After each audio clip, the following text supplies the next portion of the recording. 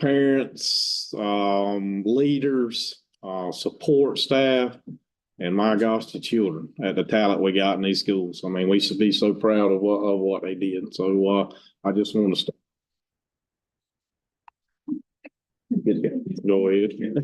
So thank you guys. I appreciate what everybody's done over the last couple of weeks with those kids. We got a ton of folks going to nationals. I can tell you that are coming up. So we ought to be super excited about what's the kids, again, the support staff, and there's a lot of parents out there that done a lot of work and a lot of hours. So I appreciate everything. So right now I'm going to turn it over to Mr. Edwards to give the invocation.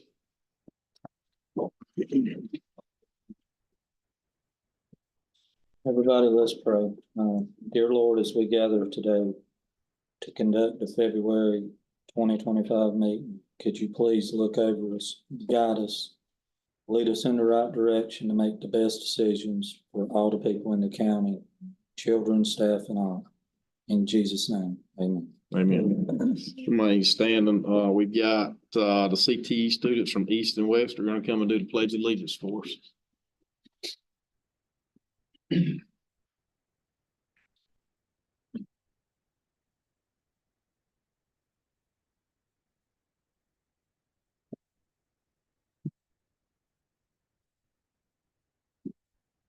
Ready? I pledge allegiance to the flag of the United States of America and to the republic for which it stands, one nation, under God, indivisible, with liberty and justice for all. Y'all wait careful.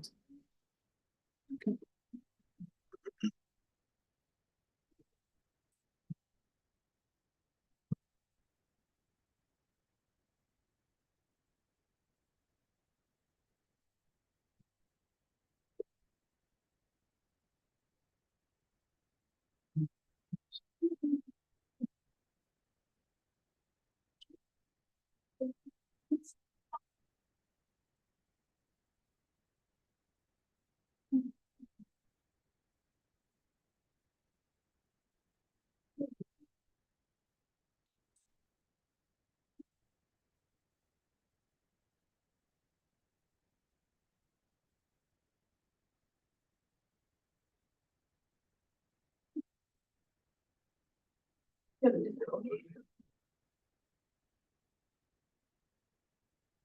right, ready? 1, 2, 3. It's like y'all still looking.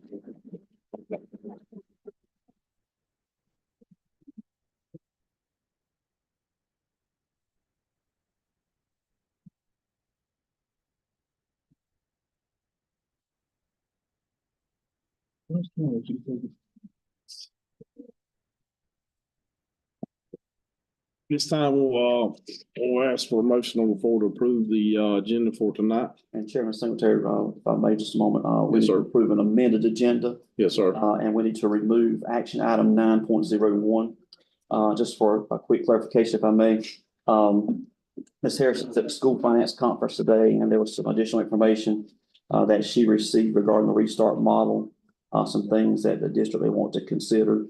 So we talked with the team today. We felt that although the application will allow you to put a planned year in to market, there was just some unanswered questions from that session. Not sure why they had it so late, but we don't want to bring anything before the board for consideration unless it's been fully vetted. So we do have some concerns about a couple of things there, and we want to get clarified. We'll plan to bring that back in the next academic year for approval. Still be the same timetable. We'll go with the fast track at that time, and that's Yes, sir. back still beginning with the 26-27 academic year. So just ask you all to consider amending, removing that action item for tonight. Okay. Any more discussion?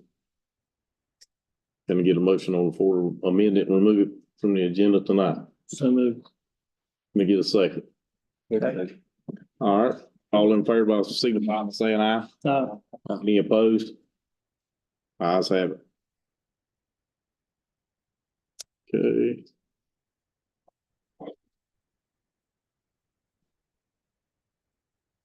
All right. Can I get a motion on the floor to approve the consent agenda?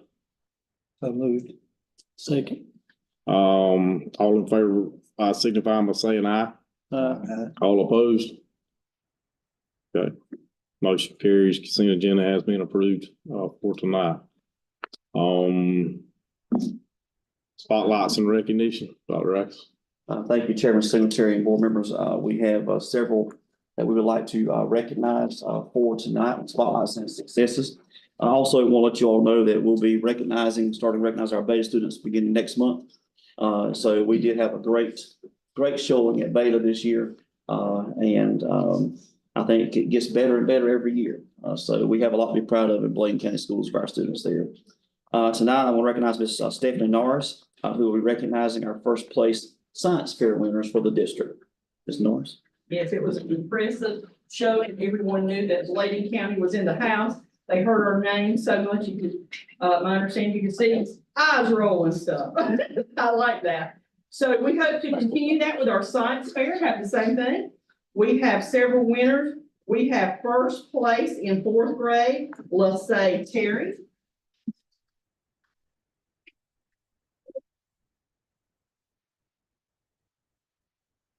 First place in eighth grade, Crystal Rattler.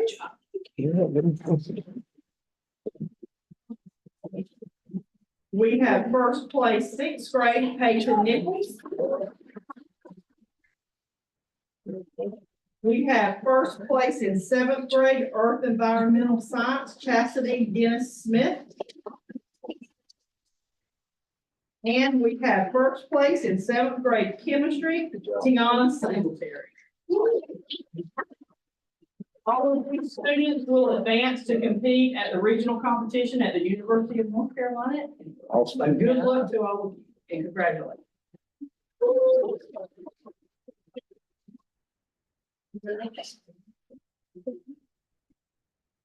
All right.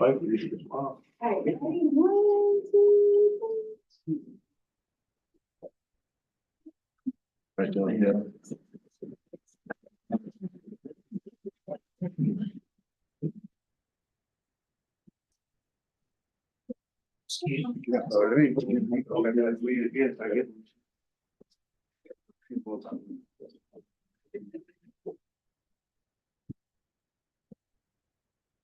Next, we're excited to recognize some of our students who were selected for the all-district band.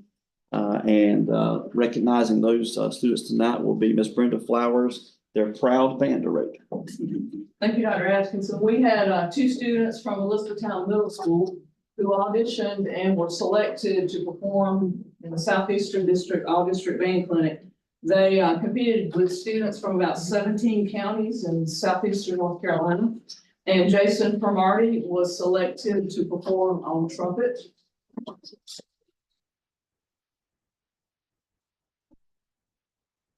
Kennedy Rhodey was selected to perform on the trumpet.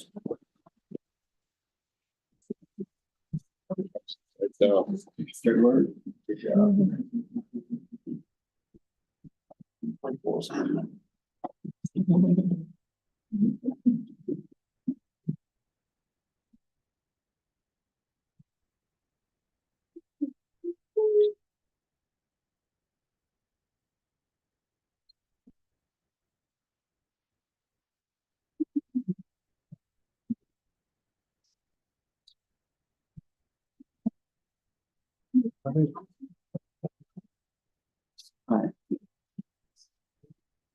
At this time, I'd like to recognize one of our teachers, Ms. Heather Bobby, who teaches at Tar Heel School. She is a recipient of the Women of the Showa Teacher Fellowship.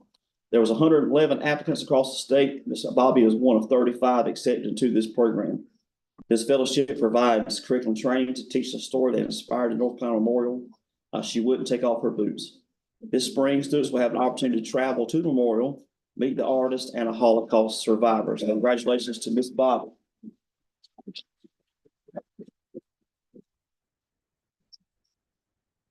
Congratulations. Congratulations.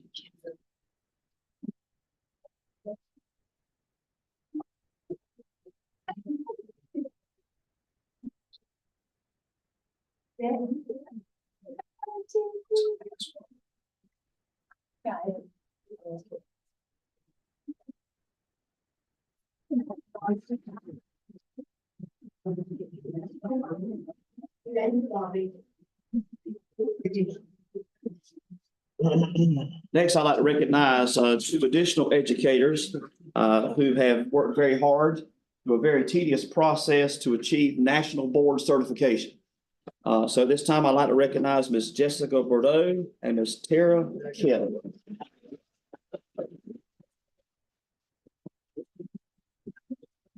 Congratulations. Congratulations.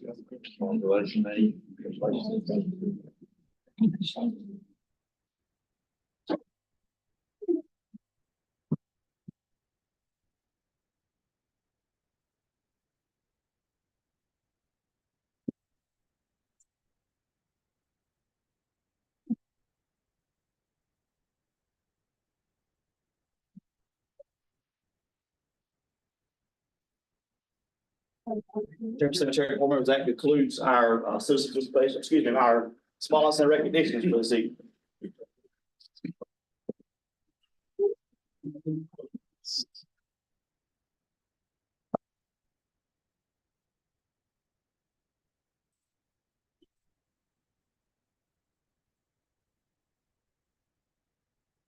We have any citizen participation, Dr. X? No, sir. No. Yeah.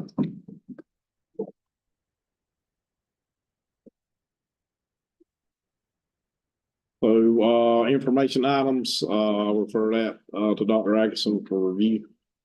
Thank you, Chair Benton, board members.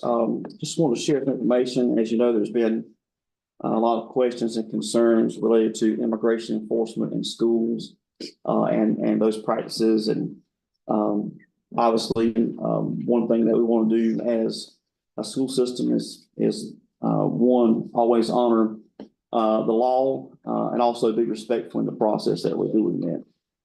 So what we have worked through, I sent you all board docs a couple of things. School Board Association released an information packet that discusses some of the policies that it recommended that school officials, board members, administrators review and just become back familiar with what has been the guiding principle as it relates to work in our schools. We obviously have several things that we have worked through and reviewed. Also, State Superintendent Dr. Mo Green also released some additional information regarding specific parts. A lot of the questions circles around requests for information, questioning of students, and some guidance there. And so I just want to kind of bring a few of these things to your attention. Obviously, this is an ever-evolving thing, and will be sensitive to any new guidance that actually comes out to us. There was several policies that School Board Association referenced for us to just go back and review and become familiar with the content, as a lot of that still spoke to even in this particular discussion now with the Department of Homeland Security. The first one obviously is the relationship with law enforcement, and that is policy 5120. And in the scanned copy you have, I have copies of those attached. I just want to kind of highlight a couple of things here. And in this specific policy, it does talk about that obviously administrators and employees will cooperate with any investigations, but should attempt to do so in a way that minimizes disruptions to the educational environment. And that's been our practice so far. If we've had a situation where maybe the sheriff's department has to come and do an arrest or any kind of question, we've always been sensitive to that, and try to do that in the most private way possible that does not disrupt the school day. Obviously, if you have some kind of emergency, that would go a different way. But I will say that the sheriff's office has worked very closely with us on that when they have to dealing with a student. They communicate with us on that, and we work through that process. One thing that it does say that if it's necessary for a student to be questioned on school grounds, obviously we are to make the student's parent or guardian aware as soon as possible. And our policy does request or require that the principal is present during that questioning, because obviously the parent is not there, the principal is present during that. Also, if it's necessary for a person to be removed from campus, then obviously, make every effort to contact the parent or guardian, let them know, as well, and of course, notify the superintendent's office in that. Other policies that kind of highlighted was visitors to the schools. And, we know our process, obviously, with visitors is, they show of identification, and obviously purpose for the visit, and that is gauged, obviously, the principal monitors, that. Some other pertinent policies it had us to, kind of go back and review, dealt with, enrollments, and, specifically whenever someone is enrolling in the district, what we basically can and cannot ask for. One thing that highlights deals with the birth certificate. So for any child, if a birth certificate is presented, we treat that as any other comparable document that would list a child's age for placement. And so that's an important thing to note there.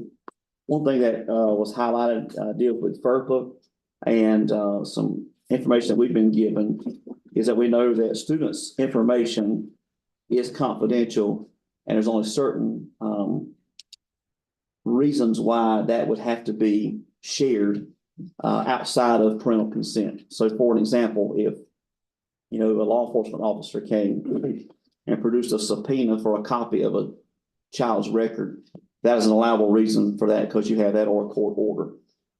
If someone came and said, well, I want to get a copy of so-and-so's records, and they had some other document that was not a judicial order or subpoena, they could not get that. One of the things they've kind of shared with us in some meetings is that with the Immigration and Customs Enforcement Division, often they will use a document named an administrative warrant. Unless that bears the signature of a judge, that we are not to release any records on that. So you have to have a magistrate or judge that has signed a court order or subpoena for those documents. So we want to remind our folks, be mindful not just to release records to anyone, that we make sure that we have that. We have asked in our protocol that we've kind of got working now, is that if someone presents with that, they forward that to us, Ms. Brown and I, and obviously consult Mr. Grady if we have some questions. Obviously, we always told them if someone comes, we are cordial. We tell them we do want to cooperate.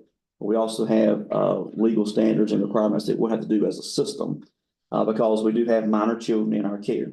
And so, the one thing I think that's important about that is just to make sure that we're following through with protecting that information. Now, there's a difference when it comes to an employee that may be in a situation to where they may be questions about citizenship, or if they have some kind of special type of something like a green card that's governing citizenship.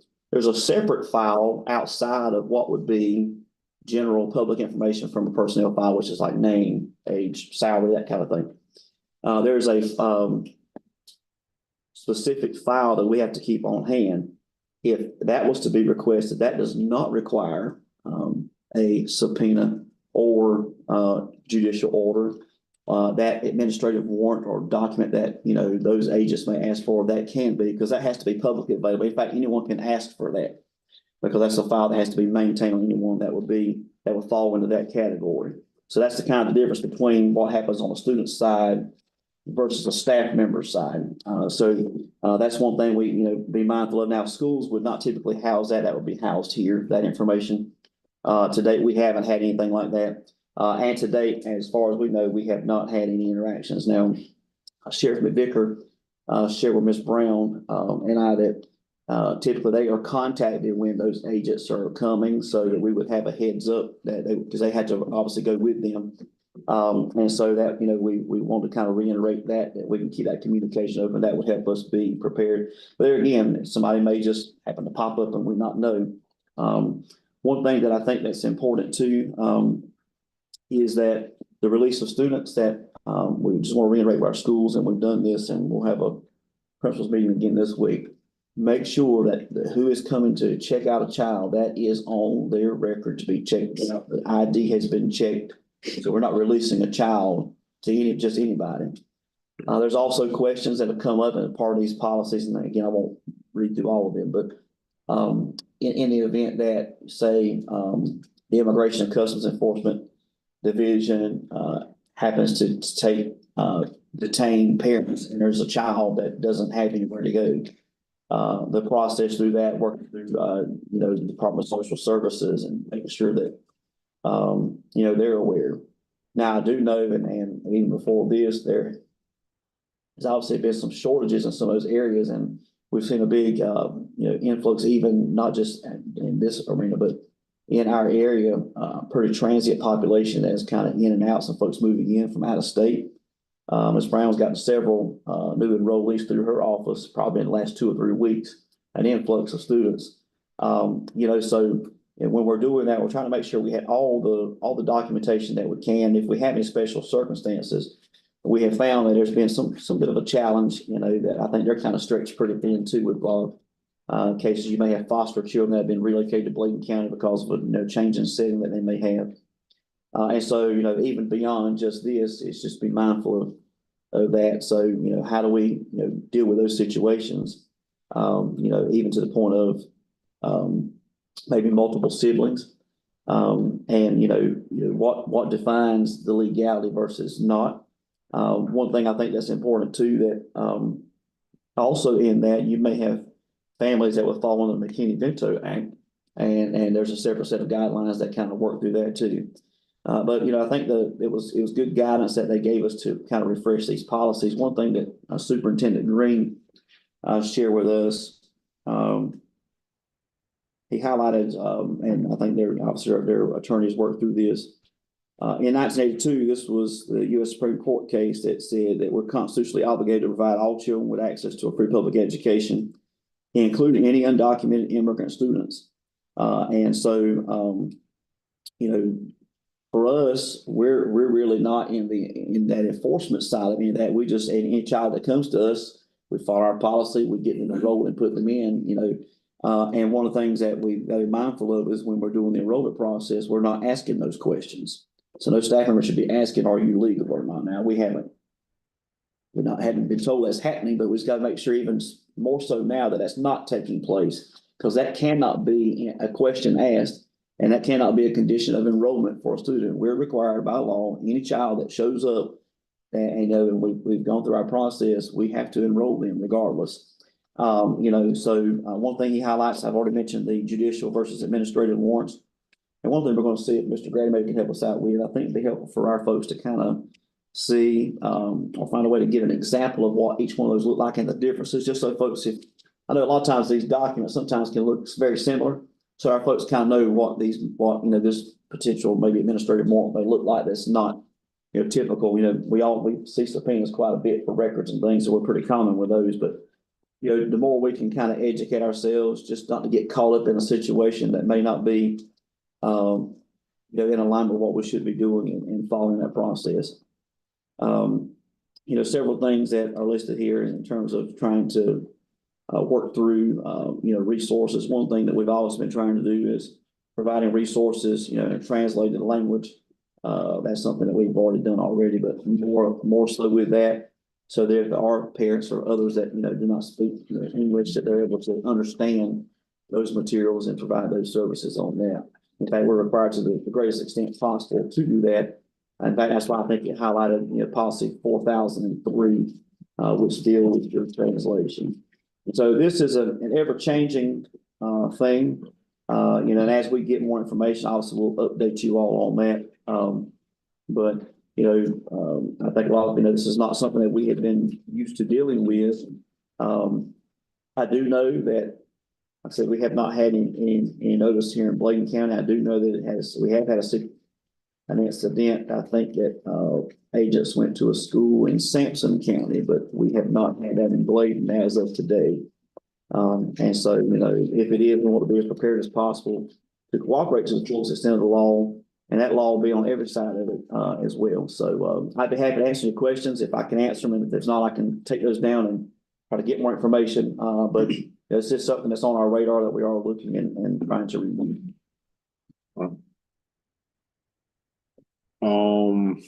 let's move on to, Was it, if you had any questions? Or Yeah, go ahead. Questions? Yeah, Okay, yeah. got you. All right, so you did mention, I think in the first few moments of you reading some of the items you were sharing, Dr. Atkinson, you said that students were questioned by law enforcement, that we would contact the parents as soon as possible, and that the principal would be present. I guess with that in mind, the principal would be an authoritative figure, but not a parent, to give consent for a minor to speak with the police officer or to answer any questions that they may have for an investigation. So just seeing it from a different set of lenses, if it was my child, I wouldn't want my child to answer any questions unless I was present. So to say to contact parents as soon as possible, that could be an hour later, need to be contacted before the actual interrogation or whatever the questions take place. I think that's fair to the student and also to the parent. If a principal, for whatever reason, is present, parent may still get upset. I would have never let my child answer those questions. So it's just something, a little gray area. Is that a standard, or is that something that we're able to do? Like, hey, listen, we're going to cooperate with law enforcement. We don't want to hinder any investigation, but the parent needs to be involved, not a principal, when a child is questioned. Well, and, you know, and I just took this straight from what our policy, and we may have something that comes out in a revision coming up from the School Board Association. And this is under policy 5120. That's what we've had in, this is what's been in the policy for now, what we've had presently. And I don't know in terms, Mr. Grady might can answer the question, to what authority that, you know, they could be questioned with or without a parent, I'm not sure. I do know that what the policy directs us is to, you know, obviously notify them, but I know it's kind of in the past tense saying if the question is taking place. So I'm not sure, you know, from a legal standpoint, if, they can. Principal cannot give consent to them interrogating. Right. Now, the parent, and I know there's some age parameters, Right. and I can't remember exactly what they are, where they have to advise the child and then right to have the parent present. Of course, you're dealing with the child too, but I'll look at that and get those age numbers for you. And this is a lot of information to take in. It is. But parents may not be knowledgeable of their rights. So how do we plan to get this information into the right hands to make sure they're aware? Listen, your child doesn't have to answer any questions, or this is what we have in place. We'll make sure if a child comes to us that we're obligated, as you said, by law to enroll them in our schools. So how can we share the information? One thing we're gonna have to do now, obviously with this, is include that as a part of our enrollment packet. So they've got that when they first come and get in. We've also talked about doing some kind of campaign to get some additional information out, you know, put a section on our website that has this information. But I think definitely as we start the enrollment process now, we're gonna have to amend our packet and add something in here with this. I think that and it might be where we have to look at this portion of the policy, because again, last time this one was revised was 2016. You know, a lot of things have changed since then. You know, to speak, maybe we can put those specific parameters in there that said, you know, this age group or whatever. And, you know, if that's law, then they obviously law enforcement side would know that. But, you know, for us to have, in terms of our folks being mindful of what those parameters are, but that's something we could definitely get Mr. Gray to look at, and we could maybe bring that as a potential revision under this policy for 5120 to kind of clarify that section under B. yeah, it might be smart for us to send something out, Yeah.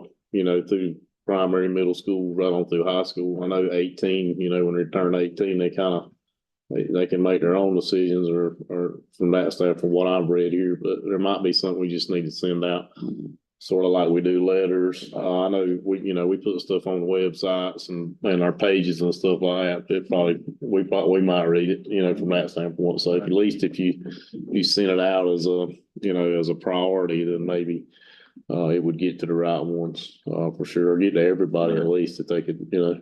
So. It's definitely going to be in multiple formats because it's going to depend on, you know, access if someone has. Sure. You know, and obviously one thing, if a paper didn't get home, they've got it in a digital format, but it might be worth doing an all call at the same time saying this is going to be coming home. So you understand, there's been a lot of nervousness across. We've had a lot of folks reach out to principals and, you know, and say, and I'm not comfortable sending my child to school. And, you know, so we've had some of that. We've kind of worked through, the social workers have kind of, you know, tried to work that, but then still, you know, even with some of the cultural barrier issues there, and that's another Right. concern for that they would have too. At one point, there was, the operations of that division were not allowed on school grounds or just being a, public area or but at this point, that is not there. So churches, schools, that enforcement can be there.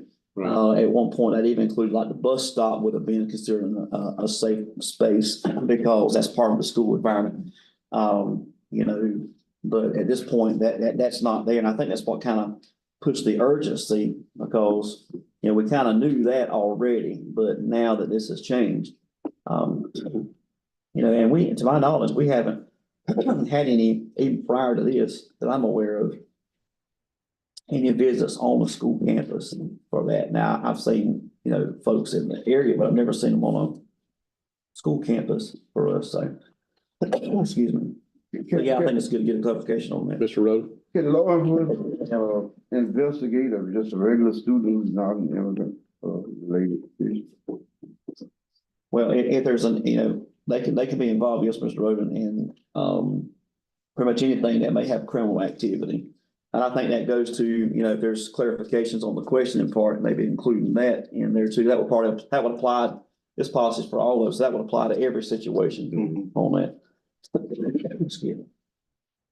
Well, I don't see where, the one child would have more rights than the other. Right. Mhm. So that will be, obviously a global thing that we would put in the policy for all situations. I think that it's definitely, kind of had us kind of sit back and we'll spend some time in our meeting this week to kind of go through these policies and make sure everybody has a clear understanding of the FERPA requirements and all that too, that we're making sure we're doing our due diligence. And then working through, Ms. Johnson on getting, that packet revised, because, we may have some new role. I mean, actually, we've got folks coming every day, and typically, we see where it comes in different seasons. And so, getting that packet revised, that will inform the parent of all their rights and information, especially in this, would be very helpful, I believe.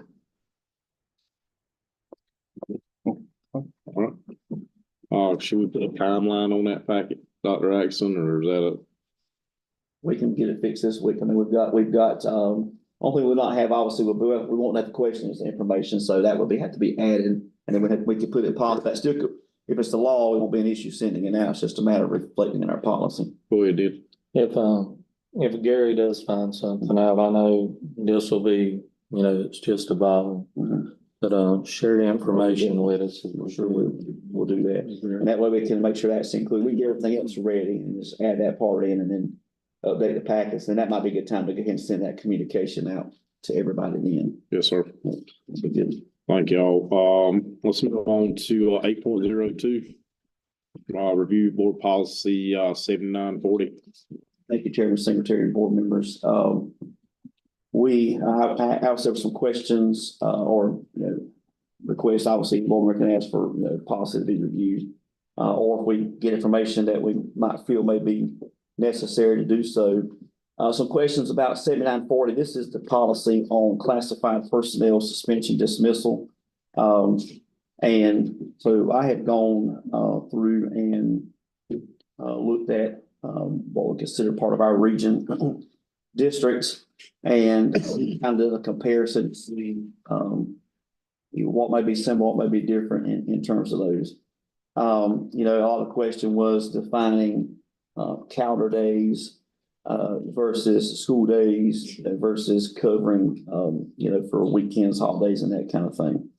Upon reviewing, across the region, a lot of the text was very similar in these policies. Now, when it relates to the suspension side, everyone agreed on 10 calendar days except Cumberland. Cumberland has 5 calendar days.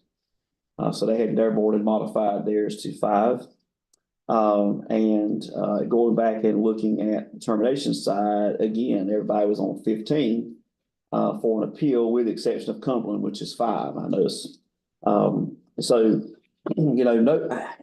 looking and when we talk to Mr. Gray, we're talking about kind of how the court system does it when something falls on a weekend. typically that goes to that Monday. So if the 15th day would be a Saturday or something, you would take it to that Monday.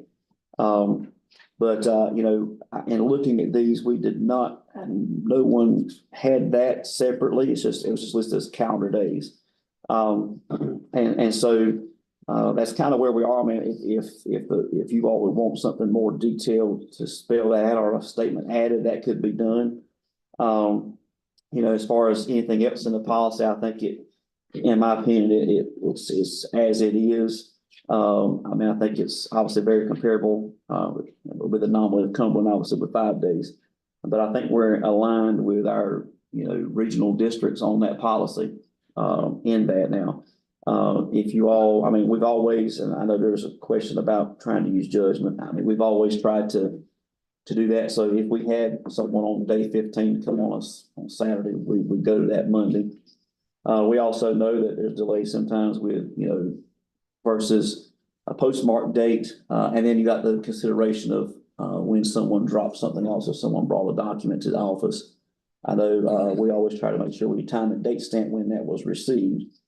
But, you know, it's at the pleasure of the board if there's anything additional beyond that. But I think we're pretty well aligned where we are. Again, I think the question is do we continue to work under the premise that if it falls on that day, we go to the next business day?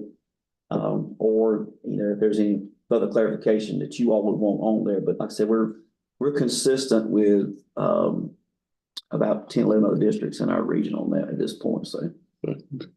Got some questions? I do. Thank you.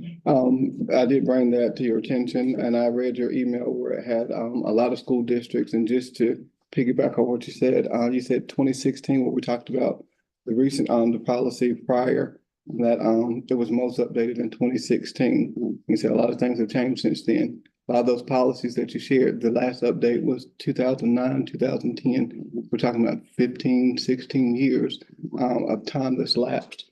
My question is, or I guess my point of view is, it says 15 calendar days as it sits now, right? And you've said that. So in the event that the 15 calendar day falls on a Saturday, a Sunday, state holiday, then that's it, according to policy. What you've said is that we try, if it falls on a Saturday, or if it falls on a holiday, then the next business day, which would be that Monday, then you would consider it, or that's the protocol. So what we have is a policy that says, this is what we want to do. And then we have a process that says we can change it. So now you have a policy and a process that are blended together. So even if we do, just to be correct, if we do accept something, if the 15-day falls on a Saturday, it's a weekend, no one is here, we'll accept it on Monday. We're not in compliance with the policy because the policy says 15 calendar days. So that would be the 17th calendar day. My issue was there needs to be some type of buffer or something in the system, not to give a longer period of time, but to say if the 15th day falls on the falls on the holiday, or if it falls on a Saturday or Sunday, then we will accept it under the next business day, just to be sure we're safe. Because if it comes in on a Saturday, we're not open, no one receives it, we receive it on that Monday or whatever it is, then I understand you want to give consideration to the employee, and rightfully so, but you're not obligated to do that. And in fact, if you do it, it goes beyond what the policy says. It says only 15 days. I know in all those, and we don't have it very often, we've always consulted our counsel on that. And that's kind of what we have. We've always given that grace, just as but if that's something you all want a statement put in the policy, state that could easily be done. It's just up to the board. I mean, we've operated on, I know there's a big difference between practice and policy, and, you know, some things fall under procedural versus, and I know that's kind of one of those things. You know, like you said, nobody would be here on the 15th day. That's not the employee's fault. Right. Same thing with a holiday. You know, same thing, you know, would probably happen in an instance. It would probably go back if we make a change here, look at the student process, because there's a suspension, say a long-term suspension appeal. And if we say 5 school days, calendar days, that's also clarified there. You know, I think it'll be a residual effect. We have to look at those if we did that. but I'm open, whatever the pleasure of the board is, we could do a draft and add a statement if that's what you all would like to have in there. To be in black and white, we can do that, it's not a problem. Like I said, I just kind of did a study just to see where we were and just bring it back for discussion so we can make a determination. Now, I can go back and draft that statement, and it could be a statement as simple as, it is the, is the intent of the board, to be aware of holidays, weekends, in the event that this day falls on that, the next business day will be considered the final day. I mean, that could be added. And you said that's what we're doing essentially. We've been doing that. We have. Right, so then why not make that a part of the policy, saying that just to be sure that we're covered, this is what we're gonna do. I think that the term grace sounds great, but there's misconception with that. I think policy is always a safeguard for us. Just to be sure of any legal consequences or questionability of judgment, we're going solely by the policy versus interpretation or quote unquote grace. Go ahead. Is there any way we could just bring that up at the next meeting as an action item and find out how many board members would be for or, not against it? I would like to, as long as we changing policy, when we pick this committee to sit in and listen to the appeal, why don't the whole board listen to the appeal? Or let the people who doing the appealing pick the board members they want to sit on the committee. Like in the jury at the court, you pick the jury. I mean, I don't know about that. There's a lot that can go left or right on that part of it. So, I mean, I hear what you're saying, but, I mean, we can always bring it up at the next board meeting and make a decision on if we want to change it or leave it like it is. I hear what. Do you understand the ramifications of that? Ramifications of Picking the people that you want, or not having the people on the committee that you don't want? I could see where it could be and, good or bad. Yeah. I know what's going on. Yes, sir. And I believe, Mr. Rudd, I think that also crossing, I think it's policy, I'll have 2,500, that's the hearings before the board policy. Yes. We'd have to look at that if that was one that, there's just with the discretionary and mandatory appeals. And you got a couple in statute, more so on the certified side, that dictates full board. Sure. That will be this, obviously, board's pleasure that you could look at those policies if you wanted to go. Give me that policy. Any of those. Policy was I that? believe it's 20, give me a second, I think it's 2,500. Let me look real quick. That's it. Is that the one? Yeah. What was it? 2,500. 2,500. Sure. You got a couple of cross-reference ones that would be in there, so. Yeah, it does have it in here, so 2,500. So, I mean, we could bring that back as you all wanted to vote to look at that direction, then we could do a draft and. I think that would make everything fair, Jason. Steve? Another option is to simply change the language from calendar days to working day. That way, no matter what day it gets here, it's going to go to the next working day. Yeah. Yeah, working day, we have. It'll actually give them more calendar days. Also, That goes in with business days though, and I think there was an objection to business days. So if you did 15 business days, that's essentially 3 weeks, where now they just have 2 weeks in a day, calendar day. So that kind of gives a little more time with that, so. Or you all may consider if you go to working days or business days, you may decide to change the number of days. Right. So y'all may say 5 working days or 7 working days or. So that might be something that you all, if you all want to do that, in consideration to find, if we change it to that language, then what's the number of days going to be? And I wonder if that's kind of what Cumberland was getting at with 5, because they've got 5 on both of theirs for that, and that's on the non-certified side. That might be why they did that. I will be able to be the Cumberland superintendent. In fact, their board attorney is going to be sharing a session with us, but I could ask Dr. Conley, is that kind of why they went with the 5, maybe, and just kind of see what their rationale was, and that might be some guidance for us to bring back and we can bring it back to action item next month, deal with the language part. And Mr. Gray, I think to be compliant with policy, we have to do that, then bring it back the next month and vote on it. Is that right? So we work on the draft approval, then bring it back the fall months for final approval. So it'll come back as information in, March, is that correct? And then we would vote on it in April.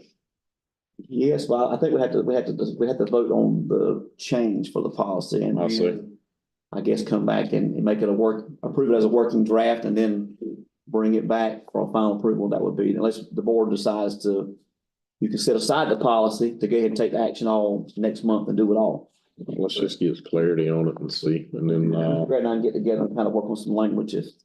And maybe do 2 or 3 drafts. Would you want us to recommend number of days in a couple of those drafts to be helpful? Yeah. Okay, so he and I will work on that and bring that back to you all in March. What about the committee that do the hearing? We can do that one too, 2,500. Mr. Gray, is there another policy you think, or is that the only one I think that deals with? I just have to look. Yeah, I know 25, if we see another one that specifies numbers, But would there be That one. students as well with them doing? the students is, yes, that will be So on. you would have to address that one as well. Yeah. Address that one as well. We can bring back the student policy and the staff policy. So, I'll get those together. What I'll do is this evening in the morning, I'll pull those, I'll send them to you all as they are now, so y'all know what they are. And then Mr. Gray and I will work on some drafts, and we'll do one that says working days. Do one, and then we'll do a couple that have, numbers of recommend, they always be changed, but some recommendations to kind of help guide the work and expedite it. That'll be good. So we'll look at all, so that'll be student disciplinary hearings. And that'll be, employee hearings, whether that be, termination hearing or suspension hearing for employees. We can do that. I guess, all right, let's move on to, information item 8.03, review of board policy 2230. Dr. Atkins. All right, thank you, well, there's another policy here, related to board committees. And I know that, and Chairman Singletary has written me, I've got this to see to you all night that we were, at this point, folks that joined on would just take the place of the current person that was serving previously for simplicity, at this point. But, question was asked about standing board committees versus not standing board committees or calling committees as you need them. And looking and Mr. Thomas, I'll agree, we got several, but we go as a school board association and I've started working on an audit of all of our policies to see when they were last updated. I'm about halfway through now. And so I'm gonna do a chart that shows all of our policies that we currently have and when they were last had a revision. And it might be something we say, okay, let's take these 4 or 5 at a time. So we might want to work through some of those. Because typically it doesn't get changed unless we come up with one that we need to look at, or school board association releases either on the following custom, or there's, some change in legislation that necessitates an emergency policy modification. But one of board committees is 2009. And, the question come up in terms of, would you have standing committees, not have standing committees? What's the best approach for that? And one thing that, we were looking at, we obviously went back and looked at the same districts again. And the general consensus that we see is most of the districts that are poised very similar to us do not have standing committees. The board and of course my policy is that chair can set a committee, the board can vote to create a committee to study an issue.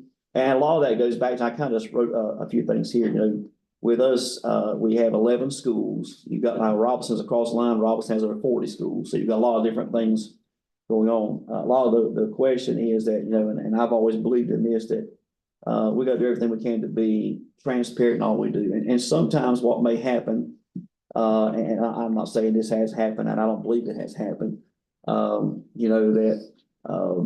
you want to make sure that everyone has everything when you're discussing the issue. I've always been my practice. If something comes to me, I share it with all 9 of you.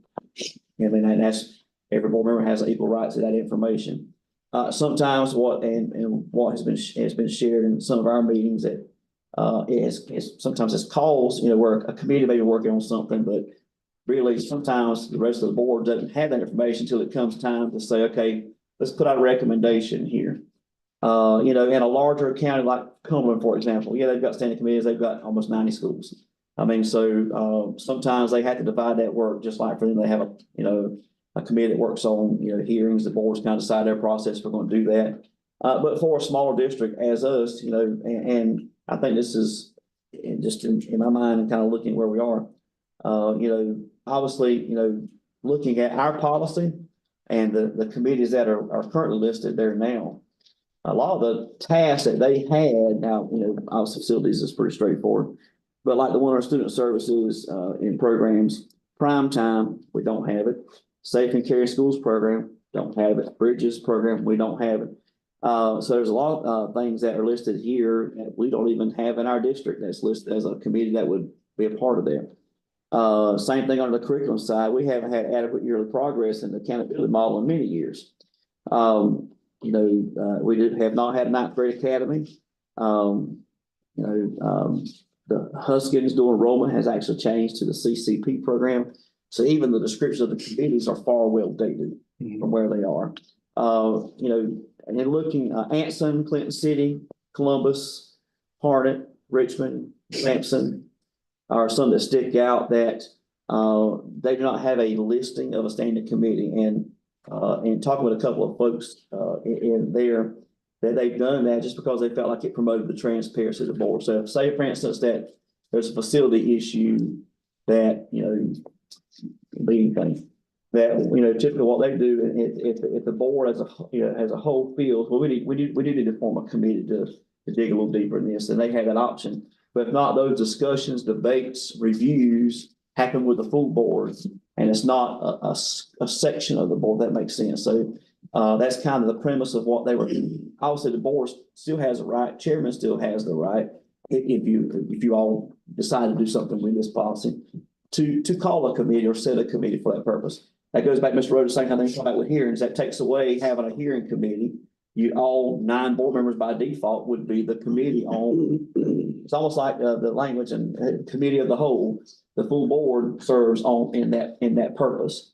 So that would address even that, Mr. Rhodes, in that you wouldn't have a standing committee, or it would be either the chair would set a committee if something came to, in the interim, or if you all say, we as a board want to select a student registration committee for whatever reason, that you all would still have that right. That serves as like an ad hoc or special committee, either language interchangeable. And so with that committee is formed for that specific purpose, then it's done this work. Obviously the committee can't do anything outside the full board anyway, but a lot of things that we have, and I'll tell you, we have not had a lot of committee meetings. That's not just in my time, even in the past. From time to time, may have a couple things that will pop up, and obviously I'll do what you all feel is best, but, the premise of it in a smaller system is that it increases and promotes that transparency so that all board members have that knowledge. Same thing in kind of a hearing process.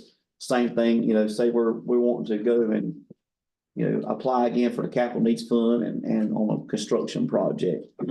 That, if there was a need to do something specific, you all could set that team to do that. But if not, the full board is engaged in that conversation the entire time and not waiting for a meeting to get an update or, wondering, you may have a committee meeting, say we have a board meeting on Monday, committee meets on Thursday on something. And the rest of the board is sitting here for next 2, 3, 4 weeks wondering, well, what do we find out about that, or do we know? And so, and thinking about, that openness, and one of the things that a couple of them talked with me about was sometimes there were some communication challenges, and it wasn't that they were trying to keep something from a board member. It just felt like that, something was talked through. Obviously, the committee didn't make a decision, but there was, say there was 2 options and there was a concern about one. You had to wait till you all call a special meeting for a full board to even go over that. Yeah. In which we still have that right to do that, and we can call a meeting for anything that we may have that we need to address outside of our regular schedule. But that's kind of the premise is to to shift from a standing, we've got these three set all the time, you know, whether they meet or not, versus if we need to have it, you as a board or the chairman decides in a revision that we're gonna do that as a form of ad hoc. You know, my thoughts are that that might be a great move, just kind of comparing folks that have done that. Again, and I think it would, you know, one of the things that I was doing some reading, kind of other folks kind of outside of our area, talking about that it really increases the governance model. It really puts, you know, when you have those things that the board has that option to delegate committee work, but also that you've got your full board that is engaged in that process all the way through. I think that if everybody's here, it's kind of like we get the update, you know, we got the updates from the Tar Heel School, everything that was going on, even when we went through the process with applying for the grants and different things, everybody was a part of that process. So standing committees, unless you just want to be on the committee to say you've been on the committee, then I don't see a need for it. If there's a need, if there's something going on, or we need to specifically focus on an area, then we'll create that. But if it's all coming through us and it's all visible to us, then we're putting it in on the agenda or information items or whatever that might look like, then we're all a part of it. That way it's not like 5 people over here and then we got to bring it to somebody else to bring it this way. So I don't agree with having standing committees. I think if we need it, then we put it, you know, we'll come together and say, hey, we need to make this. But if everything's coming through us and full transparency with everything that's going on, and then we don't have to then we don't need standing committees. So that's my thought on it. If I may, Sure. Just to go in to give a rebuttal to some of the things that were shared. The information documents you shared, Dr. Atkinson, just counted, and there are 10 schools or 10 counties that are listed there. And to be clear, I'm going to separate the standing committee versus the ad hoc committees. The standing committees in the 3 areas that we have: facilities, transportation, cafeteria, safety, security, 1, student services, exceptional children programs, 2, and then curriculum, 3rd. As it stands with standing committees, on this chart, it has 10 schools. There are 1, 2, 3, 4 schools that have standing committees, in which we would be the 5th. So 5 of 11, we're close to the halfway mark. So school districts in our area are saying there is a need to have standing committees. And I would agree, as I've served on boards before and we had standing committees, you had experts in certain areas. It was not to dictate what's to take place or to set anything that goes over the board as a full body, but it gives a little more insightfulness. I think the term that you used, Chairman, was full transparency. With standing committees, you do have a level of full transparency, because when you come into board meetings, we don't always get the right information. And I'll share that whenever we talk about some other concerns. It's not always 100%. And so this gives a little more insight in this, and it gives you the ability to work with a smaller committee, and you have those conversations, and then you bring it back to the board. So I think that excluding those or eliminating those would definitely be a step in the wrong direction. In fact, it'd be a step backwards in seeing that some of the other schools still have that. And if we compare ourselves to Cumberland County, we've had policies that I went through that you shared with us that reads exactly like Cumberland County. Word for word. It was a little, I think that we've kind of learned the art of piggybacking off what other organizations or other institutions are doing. And that's rightfully so. I mean, just to have that, but I think that would be a step in the wrong direction. So I think that there is a need.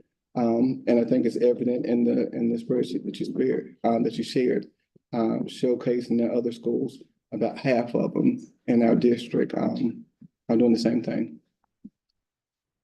Well, and again, this is, option for we would draft both ways. And just, I do think that if committees do remain, we might want to look at the, obviously editing some of that description and Right. look at what areas. I mean, I'm fine either way on my perspective. I was just, again, looking at district, information. Like I said, there are 4 or 5 that do that, and I'm looking at Cumberland, Robinson, obviously, more amount of school, not necessarily means that, but larger land size, but, you know, it could go either way. And we can prepare two drafts. And I'm just, again, this is just sharing information. That, you know, we can, prepare two, one that has maybe these that are renamed or suggested, and obviously I can work through that. And then one that speaks to the, draft of going with, special set committees as needed. So we could do. Right. And it can be the pleasure of the board. And once you all decide by majority vote which direction you want to go, that's what we'll do. Yeah, I think with the ad hoc, definitely as needed, and it's spelled out here, that's consistent with everyone else. I think with the standing committees, if we have three, there may be a need to only have two. Right. And then to have select board members, all of us not a part of it, but I think that there's a lot of insightfulness that each one of us bring to the table that could definitely assist with those initiatives. And I agree with the dual enrollment Huskins programs, that was changed many years ago, many years ago, Korean College Promise. And so if there's something on here that's not listed or that we don't do anymore, there's no need to have that on there. But I think that some of the other programs, and in fact, Korean College Promise, I won't go into that, but That's all you want, yeah, that's all you listed on there. yeah, so that was my baby for a number of years. And so definitely I've stayed abreast of different policies and procedures because you all work very closely with the college. Maybe some insightfulness that someone else has that they can actually have and add to the standing committees. Just a thought. I agree as long as the other board members get the information at some kind of process, because sometimes we don't get the information. Well, I think that's my reason for leaving it open and let it be discussed on in open session. I mean, if there's a need, if we're doing something specifically, I don't disagree. We might need a committee if we got a curriculum change coming up, and hey, let's do that or whatever that looks like. But I think it needs to be called upon at a need, not as I have to. How were the standing committees before? Were they meeting regularly or? No, we've never had, for years, we've never had a regular meeting schedule. That's probably why they're not effective. We're not meeting regularly. I don't think there was a need at the time. That's A what lot of things, was wrong. and a lot of things would come is that, you know, a lot of things that may have to, you know, would take board action that would come, and that's why a lot of times end up being a full meeting, it didn't go to some things are, and some things you get from DPI, one point, so you gotta have a plan in place and report they'll give you a deadline 30 days, you really had to get in there and get the board to approve. We've had things that you really needed some more time on, you couldn't really table because we had to get something approved and up to raw, and so. But I mean, it can, you know, like I said, I'll bring back drafts, one that maybe rewords this a little bit, obviously looking at some of the key programs that we have now that will fit in that context. And then for the other as well, so, and we can bring that back next month for discussion. Okay, that's good. All right, so we'll move on to closed session. What are we doing, Madam?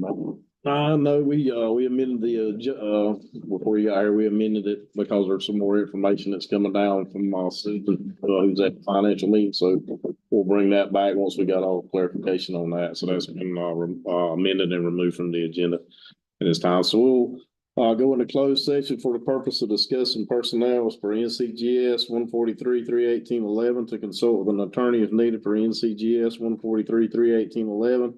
3, and to discuss student reassignment and student discipline as for 1974 Family Rights and Privacy Act. Can I get a motion on the floor to put this in the closed session? All in favor by signifying by saying aye. Aye. All opposed by saying no. We're all in closed session.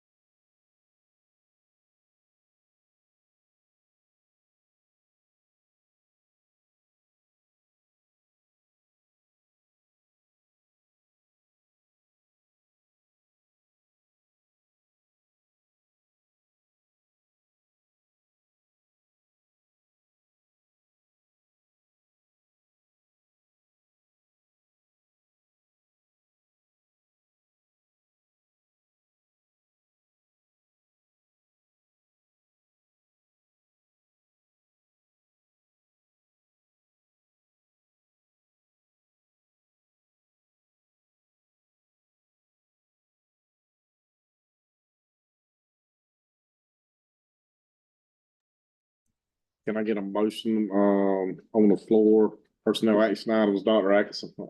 Thank you, Chairman. Since I request approval of the personnel action item list. So, We're gonna get, all those by signifying by saying aye. Aye. All opposed? Ayes have it, motion carries. Go down to, 12 matters of interest to board members. I have a few things. One is, I think in the meeting in November, followed by the meeting in December, followed by the meeting in January, there was an individual that spoke with community concerns. In fact, this individual, before I share his name, has worked in the school system for a number of years. Very, very knowledgeable. And during the COVID period, he and his counterpart that he worked with, they recruited me and some other folks, and we were in low-income housing. And again, I didn't work with Bladen County Schools. We went to some of the low-income housing areas and we knocked on doors because students didn't have access to internet, didn't have a safe place or a quiet place to work. So there was one day that East Bladen opened their doors to us, and we were in the shop downstairs, sanding desks and getting those prepared to take to students. So these folks worked really, really hard to get this stuff together. It wasn't one meeting, it was several meetings. We were out on Saturdays, on Sundays, trying to put things together. This individual has come before the board numerous times, and I'm paraphrasing what he said, but he's pretty much said, well, to be exact, I'm here if you need me. This is 3 times that I can remember, with a highly skilled, and he's standing in the back, Mr. Donnell Goins. He's retired now. And if we have a failing school and we have a lot of students that may be falling between the cracks, is there not anything, even if it's on a volunteer basis? He's come before us and said it numerous times, and you don't hear that often. I was very surprised that he didn't speak tonight. And I don't want to put you on the spot or anything to say anything, but I just want to be sure that everybody understands that when folks come in and they ask to volunteer, and this is someone that has proven themselves, has worked with the school district for a number of years. They know the climate of the school, they're familiar with the students, familiar with different processes. And so there's a need. And now we have a body that can actually assist. So I just wanted the board and actually the administration to consider that his request for the previous 3 meetings. Well, and if I can chime in, it's an open door. And when I speak to principals, I'll share this again with them in our meeting, that we've got someone who's willing. I know been very familiar with Mr. Gord's work in my previous job responsibilities and this one. And we definitely welcome you and anyone else. In fact, tonight, before we go, Ms. Brown's we got copies of the volunteer packet. We get that. Got it. All right. So I got it to you. Okay, perfect. So anyone else want to share that with, we welcome anyone that's going to come in and have also get that. Don't have any issues there, but any background check, we're good to go. So we welcome anyone that's wanting to work in our buildings. And we appreciate Mr. Golden so much. And I'll share your offer with our principals on Wednesday and let them know you're available, just to get in touch. We'll get you contact information. If you don't mind us sharing it with them, we'll be glad to. Another item, because I have a few. I know we talked about Elizabethtown Middle School. During our last meeting, we were going to talk about new schools, and I think it's been put out to next month.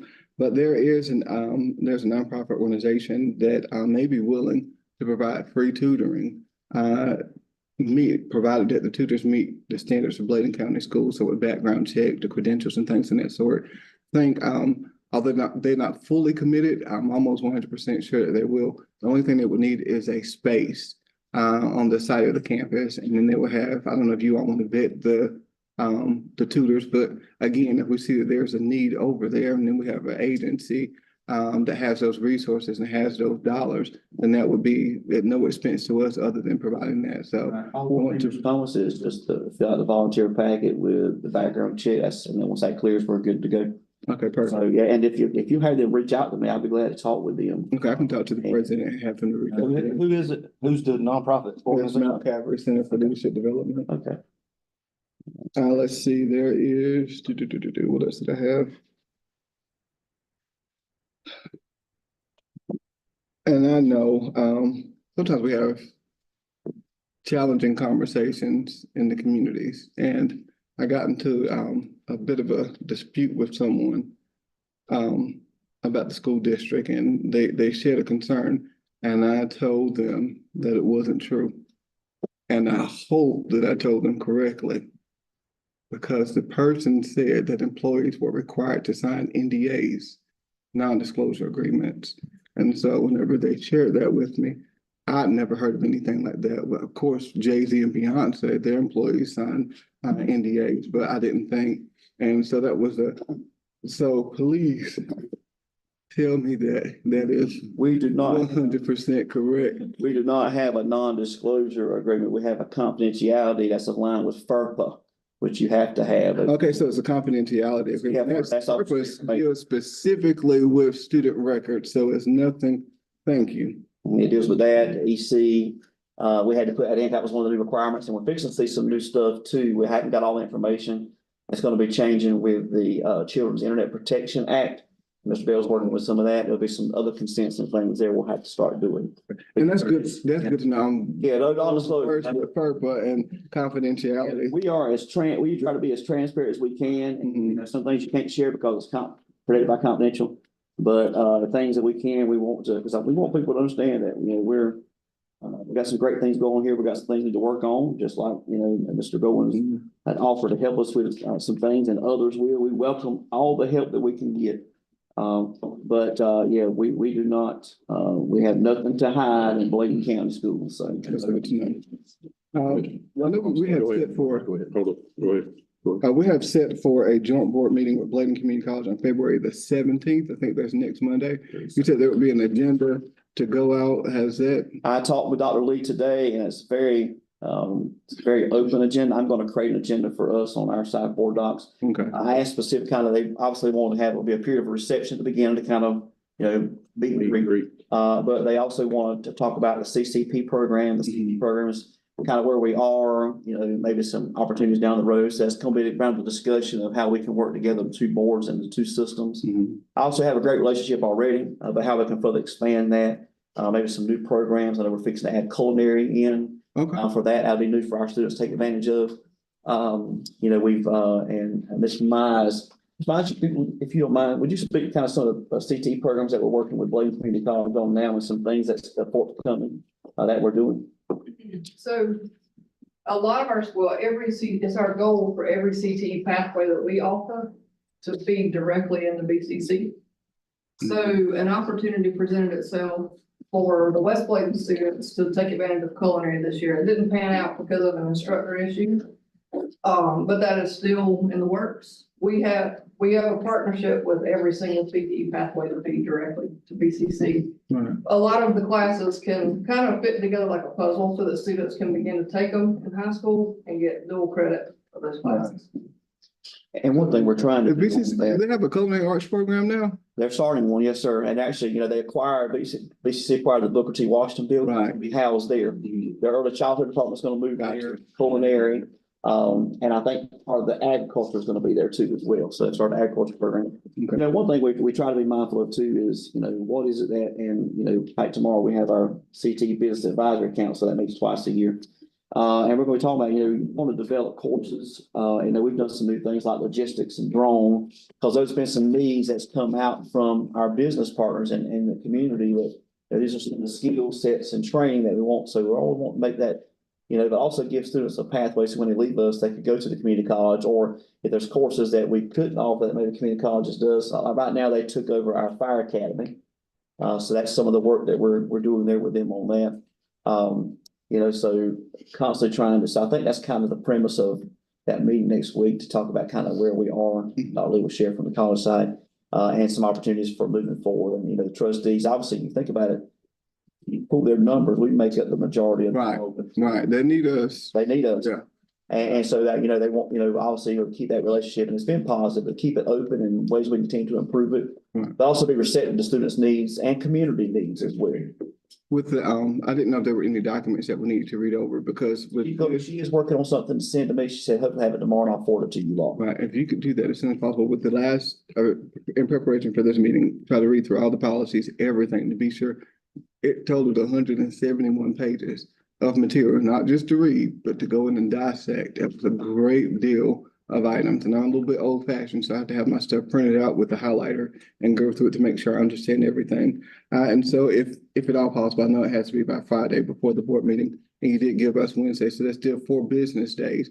But if it's anything that you can give ahead of time, that would be much appreciated. That's a great deal of papers to go through, and to have printed, to be prepared for the meeting. And definitely understand that. That's why I started, when I started this, I did the 2 days before to try to give, because we knew when we had things, it was gonna be longer.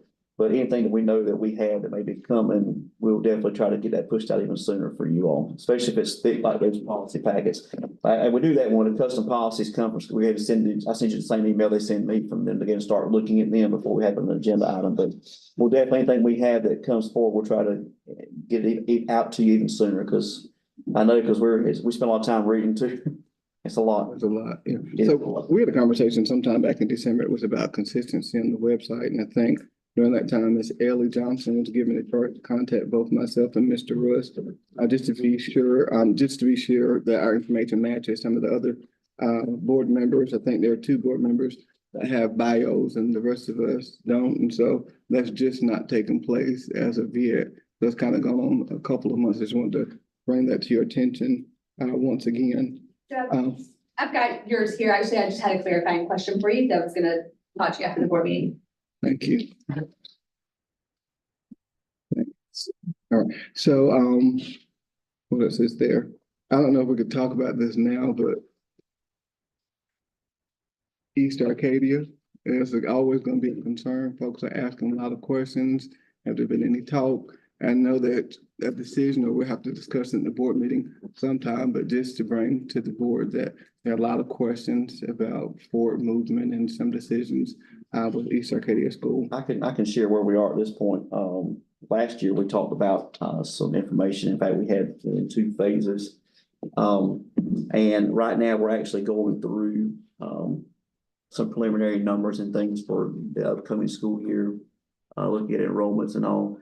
And you're right, if we had to do anything, it would come back up for obviously for discussion. Anytime you have any consideration for doing any kind of closure, consolidation, discussing information, have that public hearing, and that kind of thing. Obviously, we're not at that point as of this point. But part of the discussion last year was a plan 2 phase. We implemented the first part of that. Second part dealt with East Arcadia was a part of that, but also having the additional buildings that we did not get as a part of the capital needs fund and doing some redistricting. We may not even be at that point at this juncture, because part of that too, the discussion was kind of looking at various numbers. Also, Columbus is building a new school in that same area. And of course, we want more information on that. So we did not move forward on any part of the secondary part of that. Haven't brought it back as of yet, because I need to kind of redo some numbers and update and see, is that something we need to think about for this coming year, or maybe something down the road, or even at all. So, at this point, you all will be the first ones to know if there was going to be anything. I'd be sharing that with you all, and I have not brought that to you all at this point. So, we're still looking at preliminary information. It wasn't even really, that part wasn't brought for a vote. That was just some discussion. We hadn't even, we'd have to do some updates as it relates to enrollment and review on that, but we have not, there's been no movement at all. And again, y'all would be the first ones that would even, start deciphering, talking about it.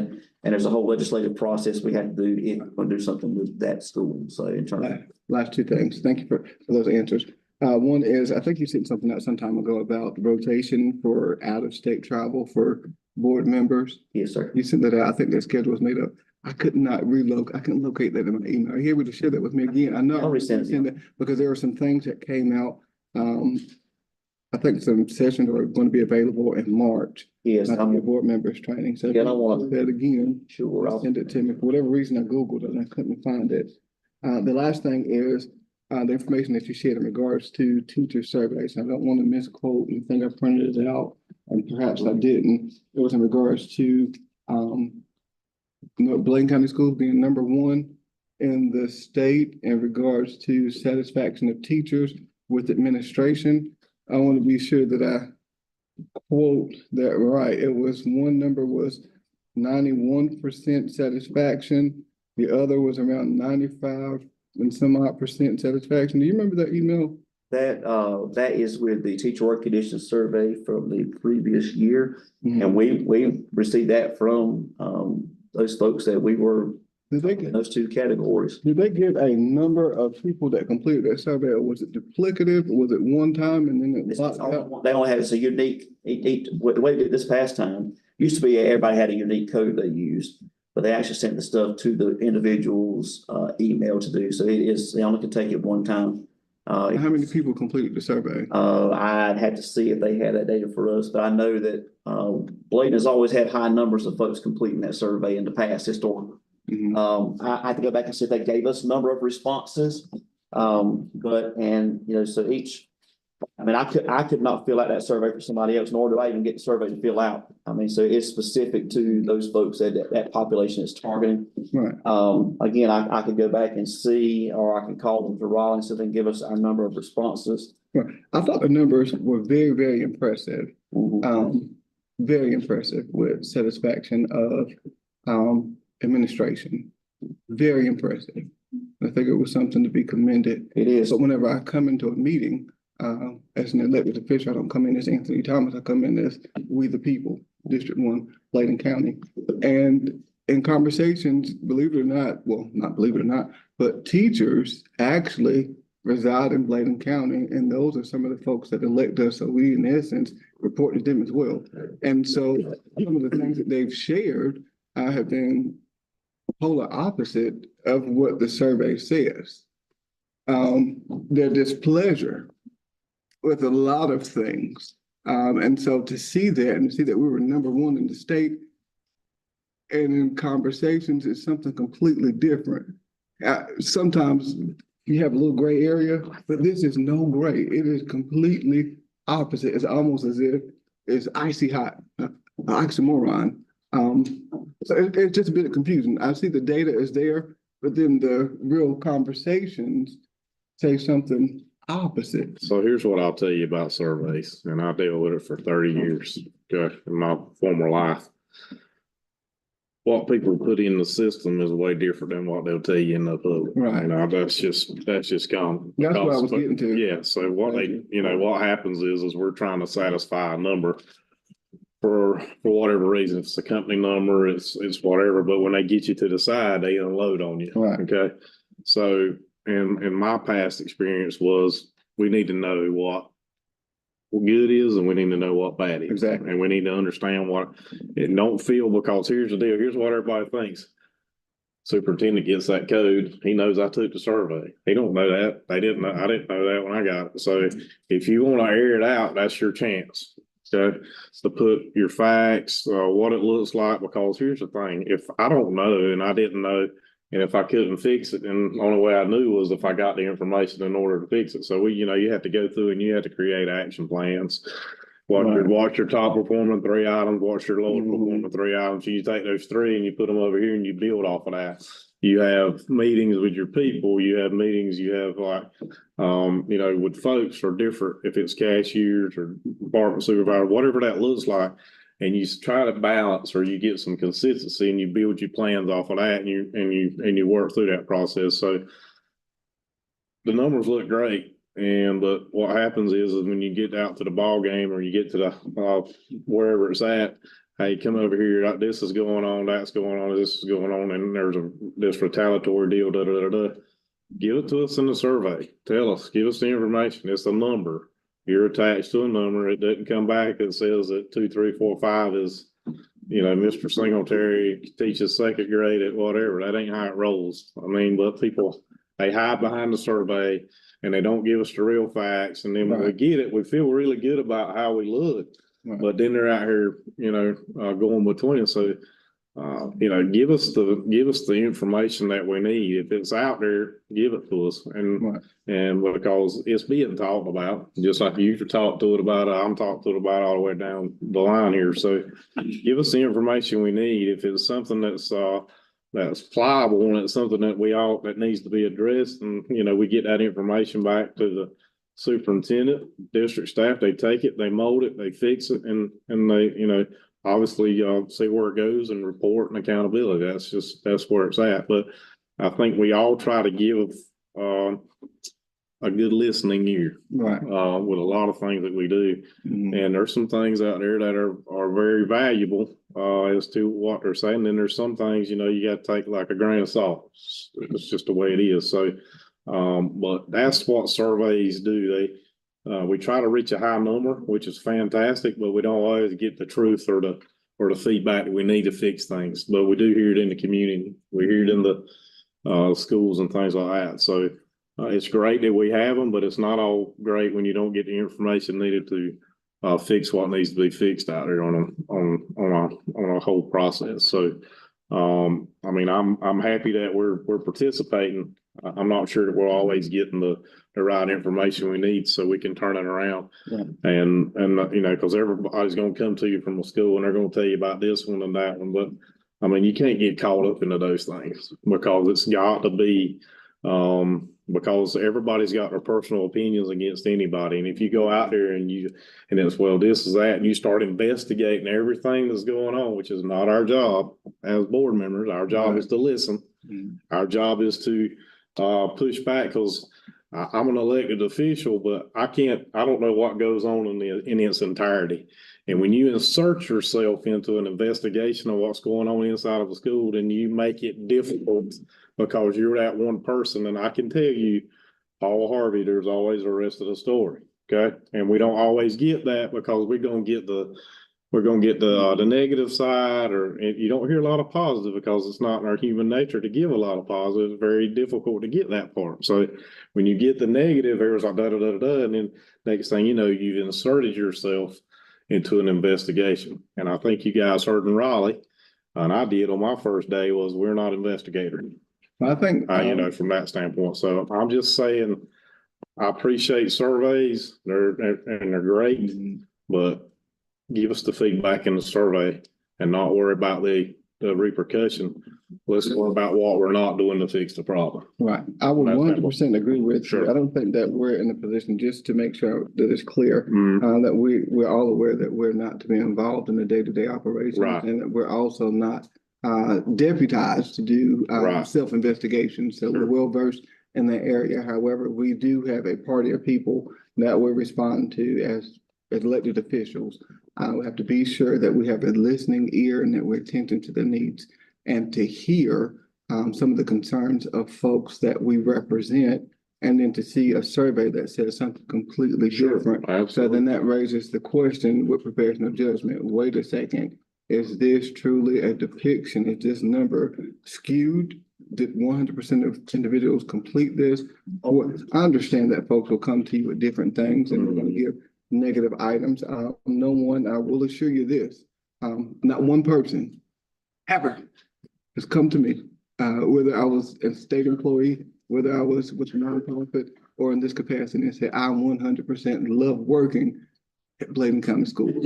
I've just not heard that. Yeah. And that's probably because people share negative more than they do That's right. positive. But to see that we were number one in the state in comparison, to what we hear as a listening ear to the community, it is very different. So when I saw that, I said, wait a second, something. So I do want to say, and I hate this,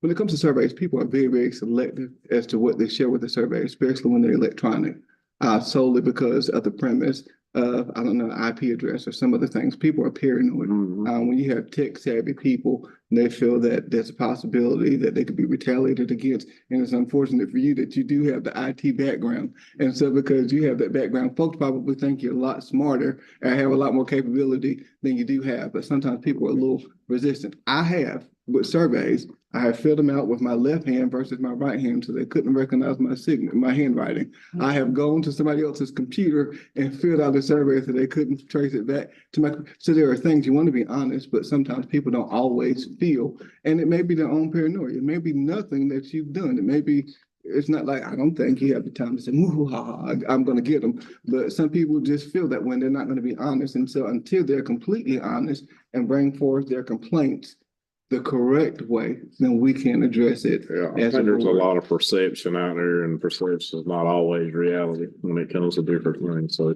Sure, so if I could So, comment on that for sure. a moment. You know, and this is one of those, and that this particular survey, we tell them, I mean, we're totally, we have no access to it. And, you know, sometimes some folks, you know, so they may or may not decide to say what they want to say or do they want to do. We also know the old saying, a lot of people like to throw rocks and hide their hands too. They'll say one thing to one person, say something different to somebody else. Or it might be the flavor of the week. They'll tell you this on Monday and Thursday we feel a different way. And you know, that's just the nature. That's not just education. That's in every area. You know, but we just encourage folks, you know, we always want to have a listening ear. And I know a lot of stuff that folks get frustrated about, including myself and others, come from Raleigh or from Washington, and we have no control over them. And it's frustrating because, you know, I can see myself now, if I get one more report I got to fill out about this, teachers, people are frustrated about that. You know, a lot of things, we've always told ourselves, and I tell principals this, when principals and the ones that got a couple of them in here, when I send them something, it's because I can't fill it out for you. I'm doing my best to keep as much off of them as I can. I think our principals do the same thing with our teachers and staff. Sometimes you just can't do that. I mean, some folks have to give, their own. And I know a lot of that stuff is stuff out of our control, but we encourage folks use the process. If you got a, concern or something that we can look at, and, we're always willing to be open ears and try to change what we can and bring that to you office. If it's a policy barrier that we have control over, we will. But you're right. It just, it's always a moving thing. I would say I was encouraged by this. Bladen County has never been number one on anything in North Carolina that I can think of in quite a while in the educational arena. And CTE, yes, CTE. That's about 3 areas that we have. But if we know those are strengths for us, that's good. Like you said, too, are those areas that are areas of challenge that we try to. But if we don't have that information.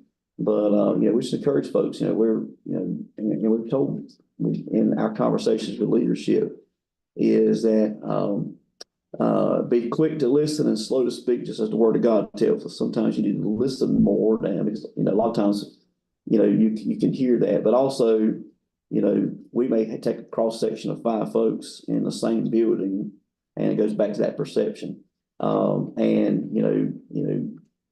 Is there something, even taking a survey, there's a lot of research about the time of day you take a survey, what you're doing when you take a survey, like I said, what machine are you at? There's so many different factors that research can't, control.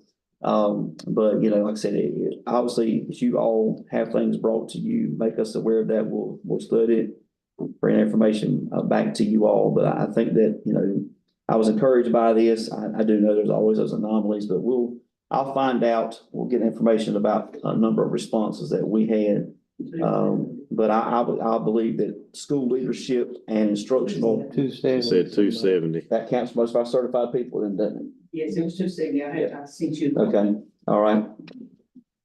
So 270 on that. Thank you, Ms. Norris. Yes, sir. And so that accounts for our folks. That would be that sounds like the majority of them that would be eligible for that survey took it. And this one was shaped a little bit different because it did dig a little deeper, more in trends. They did a big revision. They had teachers across the state on that committee trying to revise what it is they asked for. And I know it's it's kind of a evolving thing, but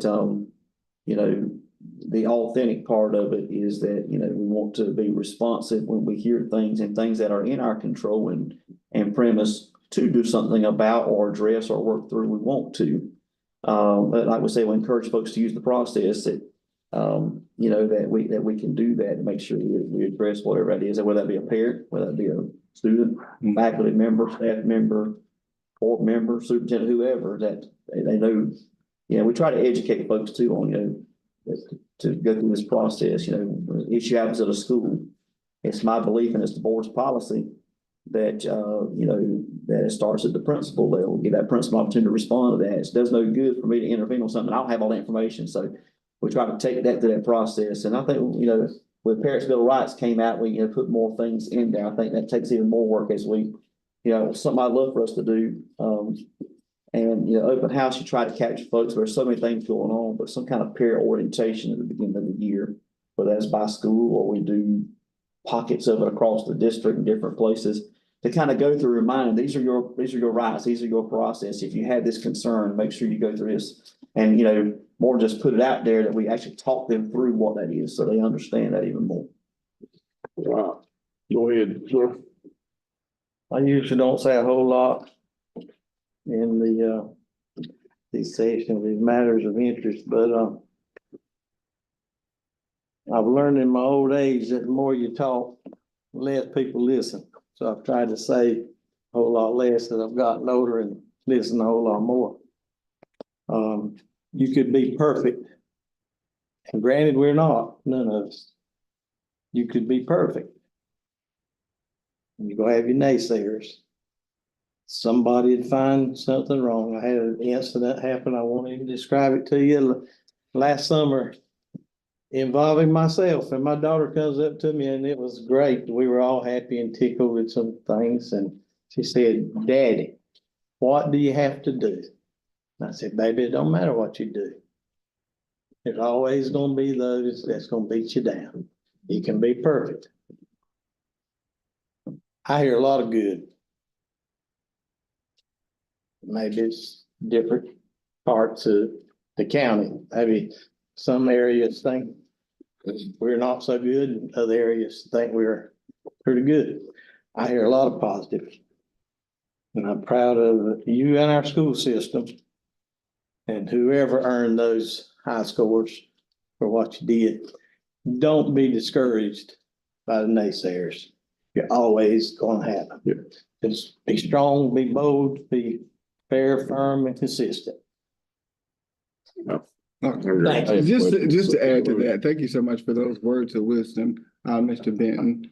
Thank you so very much. And thank you. I ditto some of what you said in regards to folks being encouraged and that you're gonna have folks who have negative things to say. But what we as a board have to remember when those negative items are presented, then we have a duty. I've just not had the same experience that you've had where you've heard as much good. And I think it'll probably be on the opposite end. And that doesn't mean I don't hear any negative. I do, but I've learned to sort it out.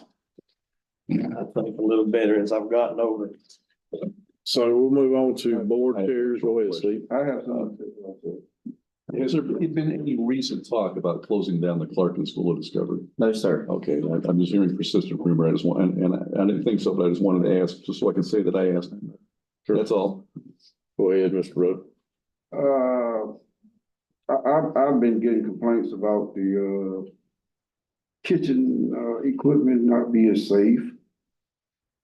Do we have anybody going around inspecting that, Jason?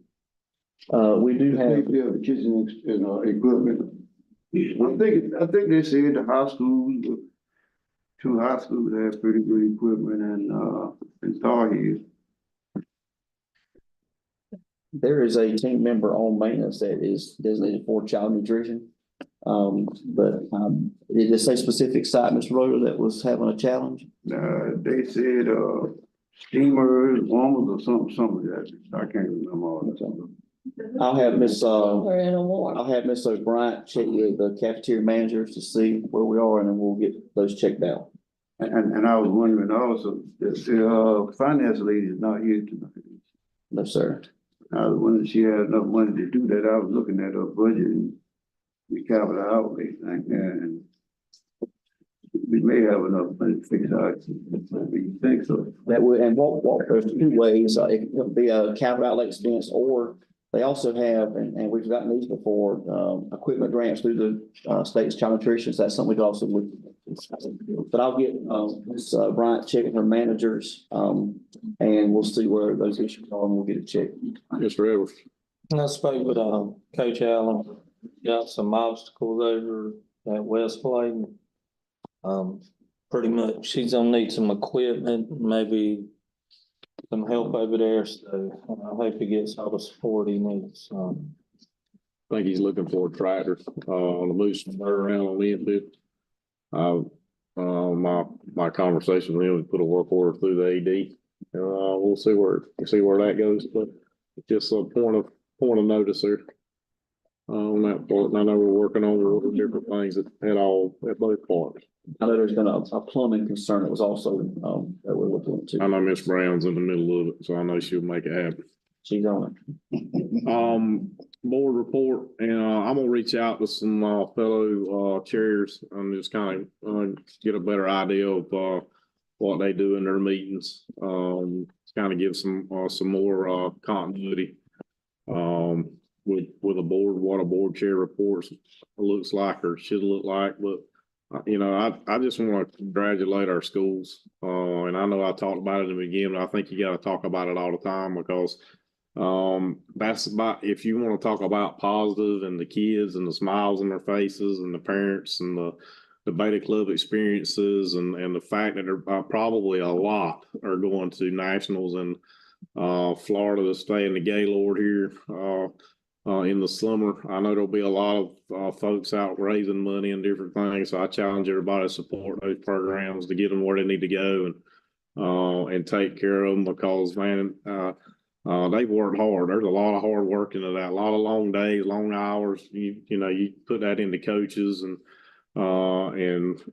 sponsors and parents and volunteers and just the fact you got presidents and vice presidents and that are coming out of our schools that are going to be at the national level speaking in front of thousands of people. I mean, that's encouraging.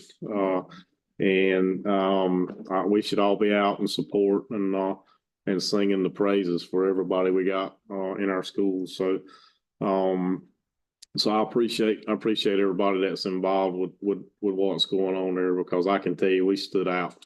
And I could see it on Facebook. I'm a Facebook follow of every school we got, and I've seen every kid, every parent, that was going on. So if you're not a Facebooker, then that's cool. But if you want to see some smiles on some faces, and you want to see some some tickled kids and parents and volunteers. There was a ton of it on the school site. So I applaud the principals and the folks that take care of that in your schools.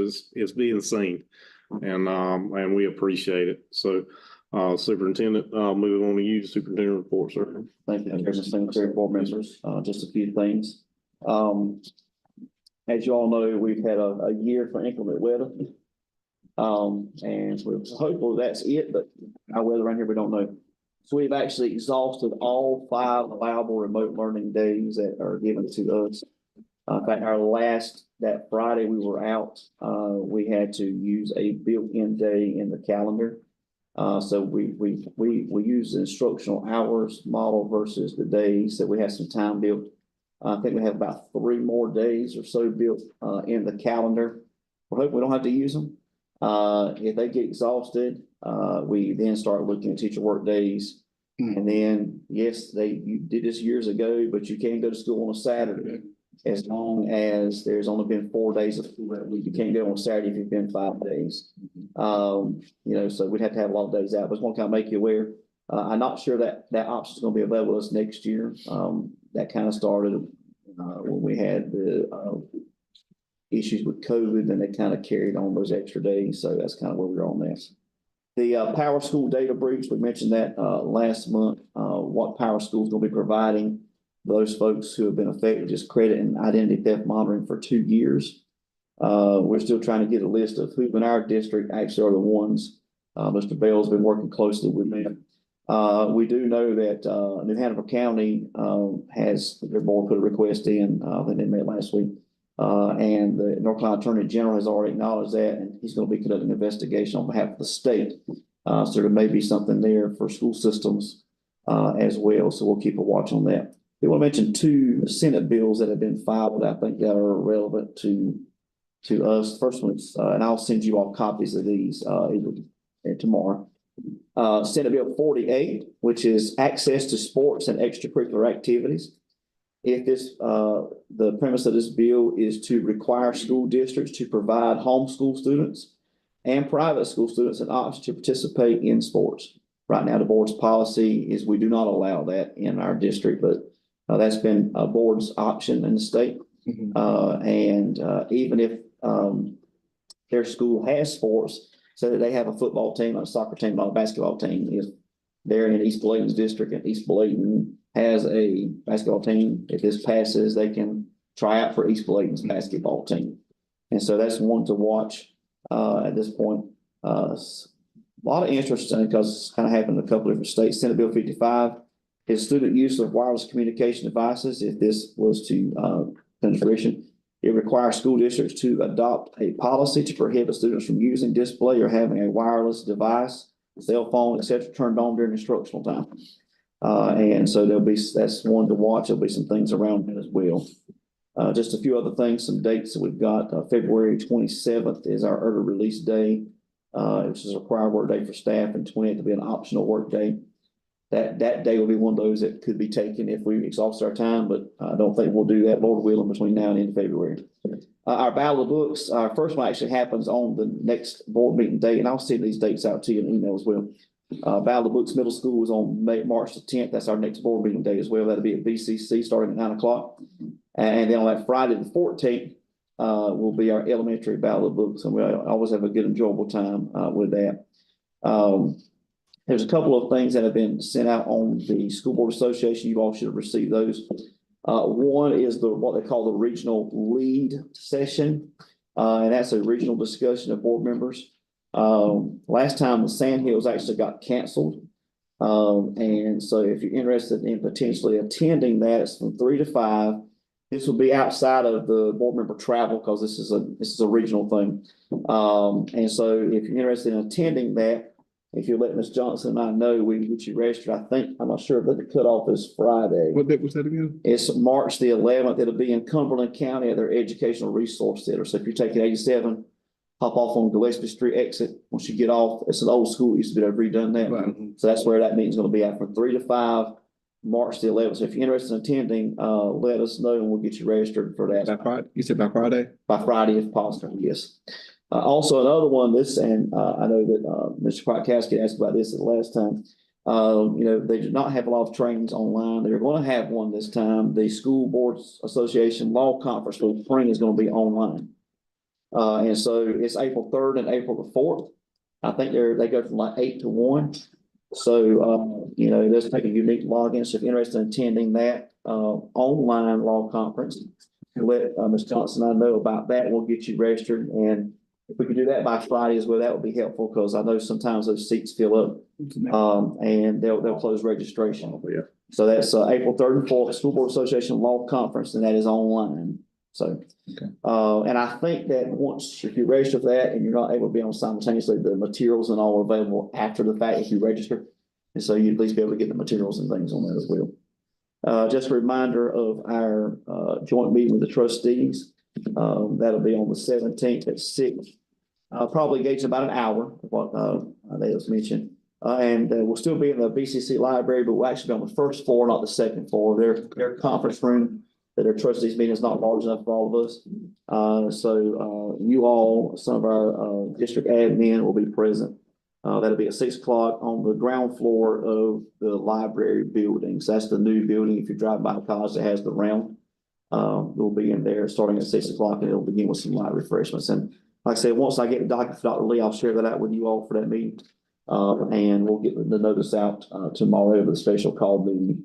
I'll get Mr. Grady on how we open up since we got both boards together at that point, but it'll just be procedural since we're all meeting in the same place. And I believe I've covered everything on that. I'll send these dates to you all, these documents on these Senate bill and then anything else you all have asked for this evening. Again, appreciate your support. We thank you for all you do to support our students, faculty, staff, parents, and administrators. Thank you, Dr. Appreciate you guys.